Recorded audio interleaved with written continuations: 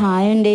కొత్తగా మిషన్ నేర్చుకునే వాళ్ళకి పైపింగ్ వేయటం చాలా కష్టంగా అనిపిస్తుంది. ఎందుకంటే ఈ ప్రాబ్లం నాకు కూడా వచ్చింది. నేను ట్రై చేయగా నేను నేర్చుకున్నాను. పైపింగ్ థ్రెడ్స్ ఇప్పుడు మార్కెట్లో చాలా ఈజీగా దొరికేస్తున్నాయి. నార్మల్గా అయితే మనం పైపింగ్ వేసుకోకుండా పైపింగ్ థ్రెడ్ రెడీ చేయకుండా మనకి మార్కెట్లో దొరుకుతుంది. అది మీటర్ 10 రూపీస్ పడుతుంది. మనకి బ్లౌజ్కి మొత్తం 3 మీటర్స్ అయితే పర్ఫెక్ట్గా సరిపోద్ది. బ్యాక్ సైడ్ ఇప్పుడు నేను చూపించే విధంగా పైపింగ్ థ్రెడ్ నేను నార్మల్గా బ్యాక్ సైడ్ నెక్కి వేసుకొని దాన్ని చుట్టూ తిప్పి కుట్టిన తర్వాత కిందన చిన్న కట్స్ పెట్టాలి. అలా కట్స్ పెట్టినట్లయితే మనకి రౌండ్ బాగా తిరుగుతుంది. అది కట్టింగ్ అయిన చిన్న కట్స్ పెట్టిన తర్వాత మనం బ్యాక్ సైడ్కి తిప్పి కుడేస్తే మనకి పైపింగ్ చాలా నీట్గా వస్తుంది.